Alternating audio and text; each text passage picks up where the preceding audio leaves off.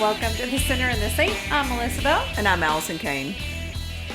Life. It's so nice today, recording without Gypsy. Oh my gosh! I didn't even realize Gypsy wasn't here. She always accosts you every time you come in the door. I was so distracted when I showed up. Oh my gosh, poor Gypsy. Oh, she's just not, everything's fine with her. She's just getting her hair cut. Y'all, she goes wild when I get here. Yes. Now I remember when I got here, the door was open, and I was like, that's weird. And actually, I said, that's kind of shocking that the door was opened. But I didn't, put all the pieces together that the door was open because Gypsy didn't come out and attack me. Yeah, it's just been nice and quiet. We've been able to do some extra thinking. We have been doing some without extra the toddler around. Aww. Well, this is week 2 of our Ted Loder holiday surprise series. We've been sitting in his poem, I Want So to Belong. And last week we did the first 3, what lines? I guess. Are they stanzas or I don't know what they are. Well, that's a good question. I thought a stanza was kind of, is that a line or is that like a couple of lines? Oh, I don't. Yeah. That's a couple lines. It's all good. Yeah, we did the first few lines. Now we're going to do the next few lines. We're going to divide it up into 3. We'll just say that. You want to start by reading the whole thing? Sure. We're going to read the whole thing, even though we're going to focus on the middle section. All right. I Want So to Belong by Ted Loder. Oh God, I want so to belong. Teach me to accept. I want to be close. Teach me to reach out. I want a place where I am welcome. Teach me to open my arms. I want mercy. Teach me to forgive. I want beauty. Teach me honesty. I want peace. Show me the eye of the storm. I want truth. Show me the way to question my unquestionable convictions. I want joy. Show me the way of deeper commitment. I want life. Show me how to die. Never gets old. me. Never gets old. Well, today we're going to sit with, I want mercy. Teach me to forgive. I want beauty. Teach me honesty. I want peace. Show me the eye of the storm. Whew. Oh, gosh. Okay, do you want to start at the top or work backwards? Let's start at the top. Okay. I would say that this is very, very biblical because we are told in Scripture, if you want forgiveness, then you need to forgive. Which I think about a lot. Yeah. And that's what he's saying. We want God's mercy.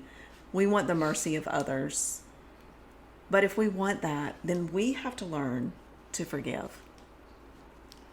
Over the past couple months, I've found a lot of holes in things, right? Like I found holes in my healing and I found holes in my faith. And so I wrote down for this one that I find holes in my forgiveness. And so I just wrote that I need to learn my learned behaviors with people, especially people that, we have a lot of beef or have in the past and we've tried to forgive and forge ahead, but am I responding correctly still? Right? Because it's not relevant anymore. Right. We're in a new season of a relationship. And so what am I doing? How am I responding? Have I stuck with the old behavioral patterns or have they adjusted? That's a great observation. What have you discovered anything in a particular area? So I think when I find myself reverting to old patterns and behavior, I have to say, that's not where we are anymore. Or... You call it out. Yeah. I get called out a lot. Yeah. By me myself, too. everybody else. Yeah. So I think we get in the habit of treating people for who they used to be. And somewhere I read, you should treat someone as the person you want them to be. That's beautiful. It's hard. Yes. And there's a really interesting little gap in there because you want to treat them as a person they can be while not accepting negative behaviors that are happening right now. Interesting, yeah. Anyway. That's a tricky balance. It is. Well, this is odd, but I think I've worked through most of my unforgiveness and anger and things like that with people who are close to me that I spend time with or friends with or that sort of thing. It's kind of like, it just is what it, worked through it. That's not holding me back. But when I consider it, there is this one, we've lived in a lot of houses. Yes. So we've had a lot of different neighbors. Uh-huh. And this person actually wasn't even a neighbor, but was around a lot. And I really don't like that person from one of our house. He was such a jerk. How long ago was this? A long time ago. I mean, we could roll up. I totally was nice and then just let him have it one day when it just got over the top. And he used some foul language with people that were working at. It was crazy. And crazy, this guy was like a priest. Oh. And a jerk. And so I just had go hand in hand sometimes? Maybe. I just had different expectations, especially. Anyway, I think, and it's not like I see this, maybe randomly around town. Yeah. But I still get ugh. And that's not good. I need to work through that. There's a hole. But he got sort of, because he's not someone that I'm with, he didn't really get much airtime. Right. Good for you. But then when I see him, I'm still you're a jerk. I still have a teacher from one of my kids' past like that. I sometimes, he's probably in this area. We could just roll up on two people at once. Okay. Maybe. Yeah. Or maybe we just need to learn to forgive. Oh, dang it. Oh, dang it. If we want mercy. That's right. Because again, he's talking about these things that we want. We want mercy. We want beauty. We want peace. And so basically, if we want those things, like last week, there's 3 things that we need to learn. Teach me, show me. We need to learn to forgive, to be honest, and to see the eye and be and live in the eye of the storm. So, yeah, forgiveness. I definitely have a hole there, so I'm going to start working on that. Y'all can check in with me later on that. Done. We're going to do that. All right, next one up. Let's see. I want beauty. Teach me honesty. So one might look at that and say, well, what does honesty have to do with beauty? How would you answer that question? It's so funny you should say that. Mm-hmm. While this is coming out much later than this happened, you'll see the post sooner. This morning I was getting ready, and I normally put on a podcast, listen to music, talk to a friend. I have very limited time, right? So I'm like, this is a great time to multitask. But today I was like, I'm not going to do that. I'm going to be quiet. And that's not completely uncommon for me, but it was the next step further where I said, I'm going to look at myself in the mirror and I'm going to talk to myself. And so I looked at myself in the mirror, and I immediately began to realize, number one, that I try to almost do my own filter when I'm looking in the mirror. I don't want to see all the things. Okay. Which is terrible. And I realized that I keep myself busy with noise to dull the subconscious and the unconscious things, the hateful things that I say to myself. So I instead chose today to look in the mirror and just start to talk to myself as God would talk to me. And it was hard at first, but it was so empowering. Wow. And it looked a little like this. Hey, you have done so many great things with God. You've overcome so much. You've done so much. You're beautiful. You're loved. Those words, speaking directly and staring myself in the eyes, it was pretty powerful. Wow. And so I think learn, honesty. Be honest with yourself. Right.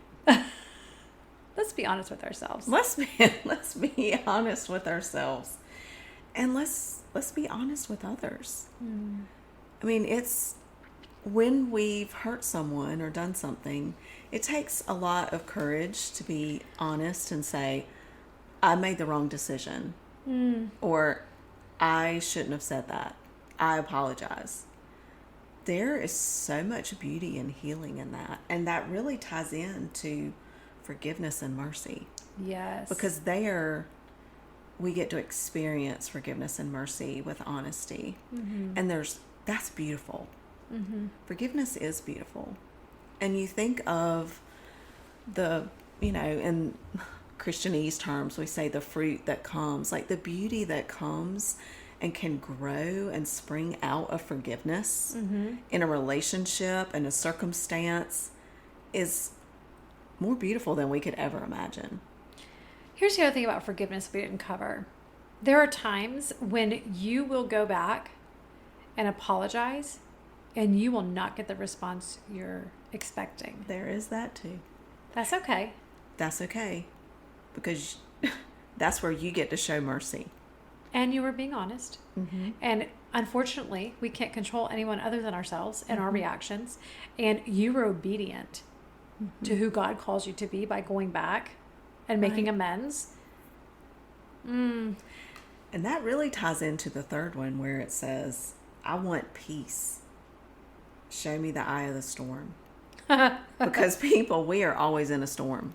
Show me the eye of the storm. And if you've ever been in a hurricane, I mean, growing up on the coast, like, was Hurricane Central, that was one of my favorite things, the hurricane parties. You know, like we'd board up the windows and do all the things. But when the hurricane blows through, it's crazy. And then there'll be a time, if the eye goes right over you, depending on how big it is in your location, the sun comes out, the wind stops. It's like a beautiful day. And you think, oh, this is amazing. All right, let's all go out and play. And it's like, nope, because we're in the eye of the storm and the other half is coming through in just a little bit. That's right.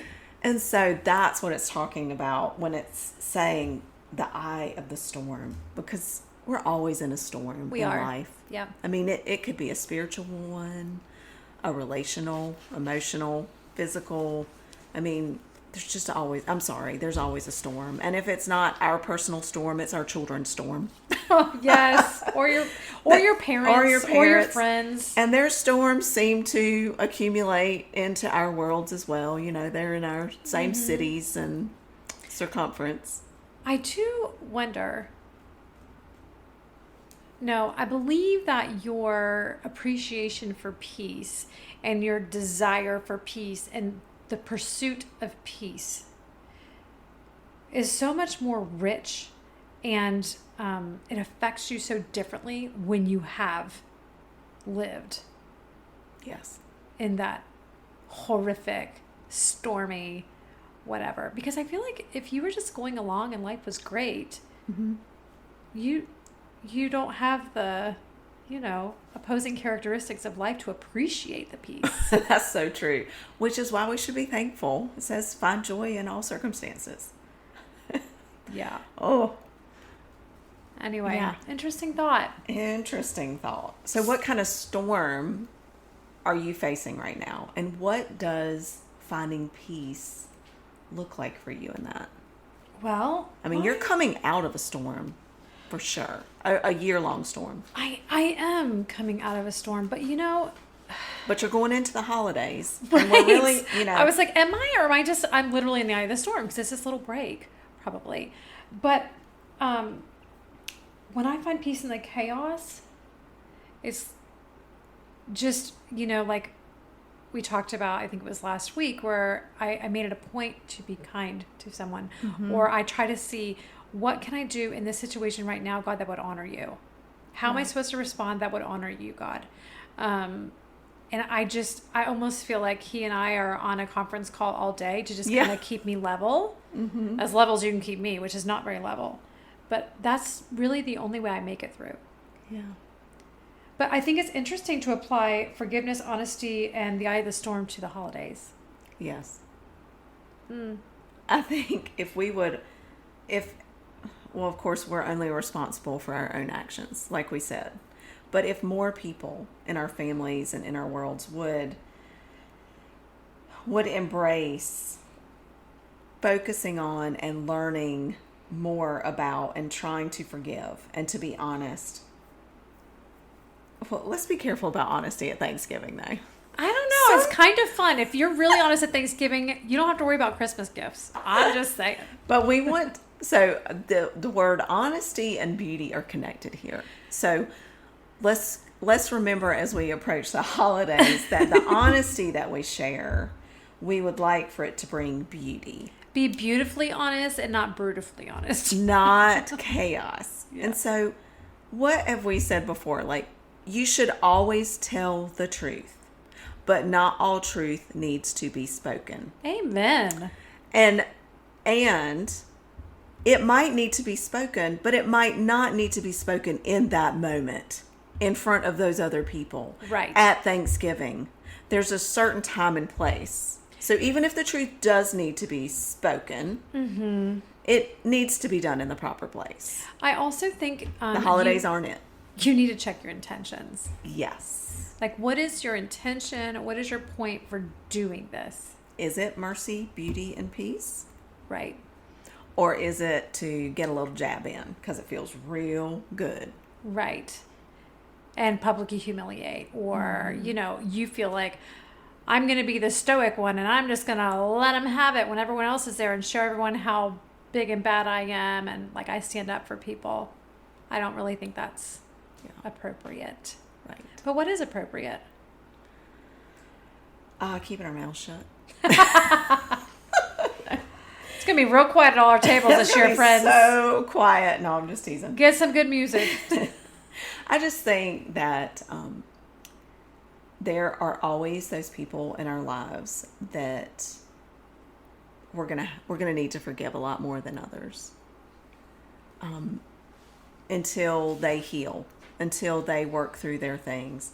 Now, I want to be pretty clear about this. Doesn't mean I'm not talking about abusive situations. Right. We are not talking. That's a whole different ball game. Yeah. I'm not talking about being quiet if you're being hurt Right. physically or emotionally. I'm not talking about that. We're just talking about getting along with your different political, different religious, different family dynamic kind of stuff. Right. That can very easily go south. That is right. That is Yes. what we're talking about here. Not this physical stuff and emotional abuse. But there are always going to be those people that are challenging. And so this is when we dig in, anchor down with the Lord.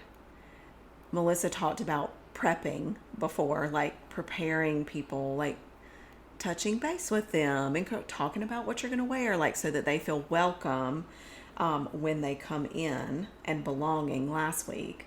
Well, I think we need to do the same personally with the Lord. Yep. If we are going to show mercy and beauty and have a peaceful, we have to be so anchored down with the Lord that our flesh is barely visible to ourselves.